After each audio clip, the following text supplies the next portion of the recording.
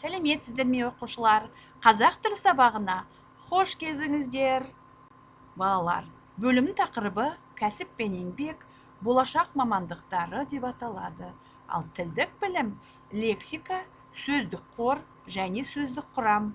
Бүгінгі сабағымыздың тақырыбы жекпе-жек және қасқырмен айқасқан қойшы атты мәтіндермен танысатын боламыз. Сен бұл сабақта есте құрылымы мен даму желісін сақтап, өз ойыңды дәлелдеп жаза аласың. Сөздік қор мен сөздік құрам ерекшеліктерін дұрыс қолданасың. Перифразаның тәсілдерін қолдана отырып, мәтін бойынша сұрақтар құрастырасың. Дархан Бейсенбек жекпе-жек әңгімесіне назар аударып, тыңдауларыңыз сұралады.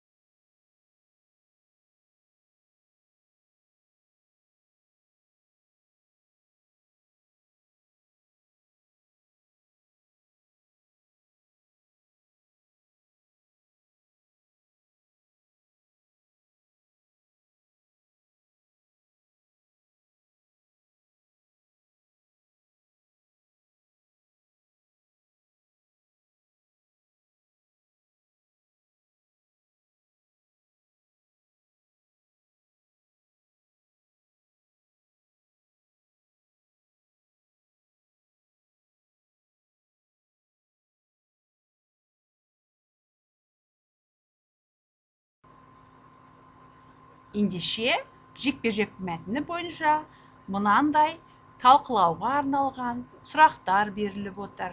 Бірінші, спорт кәсіпке жатады ма? Қалай дәлелдейсіздер? Екінші сұрақ, рингтегі айқас мәтін желісі бойынша қалай суреттелген? Үшінші сұрақ, боксшыға қандай қасиеттер қажет деп ойлайсыңдар?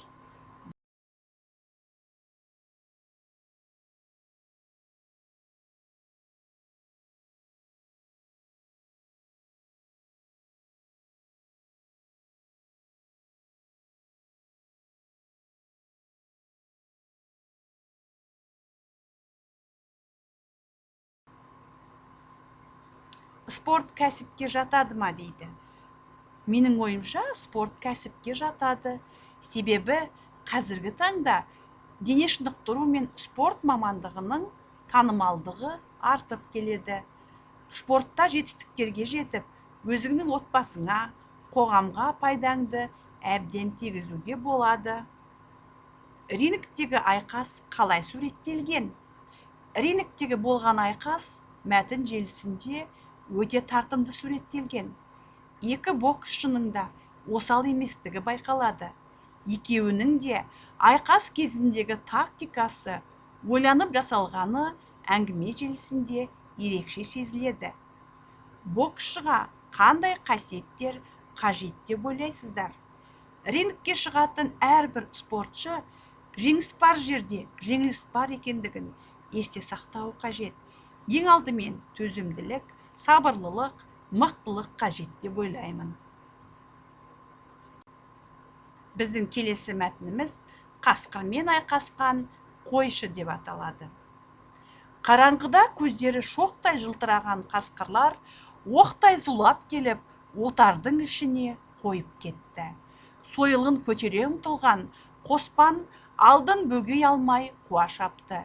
Сөйткенше ақ жарқырап 2-3 саулықтың қарны ақтарылып қалды. Қауіп-қатердің бәрін ұмытып жете бере, қойдың шабына аузын көміп жіберген қасқырға қоспан сойыл сілтеді. Жамбастан тиген соққыдан арлан шойырылып артқы аяғына отыра кетті де, тісі ақсиып, қоспанның өзіне қарай бұрылды. Бірақ бұл кезде Тортөбел иесінің қайта көтерген сойылып, серметпей екпінімен алып кетті. Тортөбел алқынып барады. Ойқастай шауып, оқыс тұра қалып, жалт бұрылады. Қоспан қанша уақыт өткенін білмейді. Осының бәрі кейде бір сәтте ғана жалт еткен айқас болып елестесе, кейде мәңгі бақи таусылмайтын сергелдең боп көрінеді. Бұлт етіп жалтарған қасқыр алдырмайды. Қос бөрінің ортасына түсіп қалған құтпанды 2 рет арашалап алды. Бірақ қолы дағдысынан жаңылып қалғандай сілтеген шоқпары көздеген жеріне дарымайды. Қайта қасқырды өшіктіріп қоздыра түседі. Анда-санда үйме-жүйме топырлап, орғып, астан кестен боп жатқан қойларды көріп қалады. Оған қайрылуға, олардың халін ойлауға да мұрсасы жоқ. Тай өгіздей арланды көзі шалып жүрген. Ол 2 рет құтпанмен де айқасып қалды. Бірақ әккінеме қоспанның сойылын артпай, қол астынан сытылып кете берді. Соны қуып жете беріп, соңғы рет бар пәрменімен сілтегенде қолынан шоқпары түсіп кетті. Өзі де төңкеріліп, ауып бара жатып, бойын әзер түзеп алды. Енді темір үзеңгіні қару қылмақ боп, жалма-жан сол жақ таралғысын ағыта берді.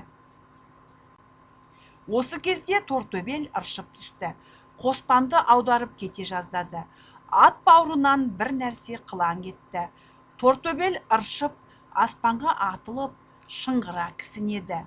Даусы құлақты тесіп барады. Қоспан еш нәрсені түсініп үлгермей, тек үзеңгіден аяғын шығарып алды. Келесі сәтте атымен қоса қопарылып құлап бара жатты. Құлаған аттың астынан аяғын тез суырып алып, көтеріле бергенде бір жақтан бұлт етіп шыға келген арлан қасқыр тура өзіне атылды. Қоспан да жан дәрмен қылып кеудесімен құлай ұмтылғанда қос қолы арланның мойнына ілікті. Қасқырдың алдыңғы аяғының тырнағы сырмағына қадалған екен. Бар пәрменімен қарсы итеріп қалғанда мақтасын бұрқыратып өңірін айырып шықты. Енді қайтып тырнағын адамның кеудесіне іліктіре алмай, алдыңғы аяғы ербең етеді. Бірақ сонда да бұлқынып қарсы шапшығысы келеді. Тегеуріні керім. Қоспанның саусақтары жып-жылы қылшығынан сытылып шығып кете жаздады. Қолын сәл босатыңқырап, қайтадан қаттырақ қысып, бас бармағын алқымына батыра түсті. Арт жағында бір нәрсе тыпырлайды. Барлығып қырылдаған дыбыс шығады. Тортөбел екен, жанталасып ышқынып жатқан. Бірнеше рет аяқ серпіп, жерді дүңкілдетіп, тыпыршыды да сұлық тартты.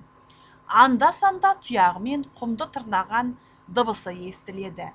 Жануар жан тапсыра алмай қиналып жатыр. Қоспан арланды қос қолымен тіреп ұстап тұр. Қасқыр жырта қарыс аузын ашып, басын бұрып қолынан тістемекші болады.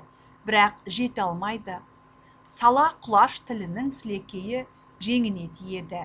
Аздан кейін тағы да тыпырлап, алдыңғы аяғын сермеп қайрат қылды. Қыл мойыннан ұстаған саусағын бірте-бірте жоғарлатып, алқымына таман әкеле жатыр. Бар дәрменін салып, сағымдап қыса түседі.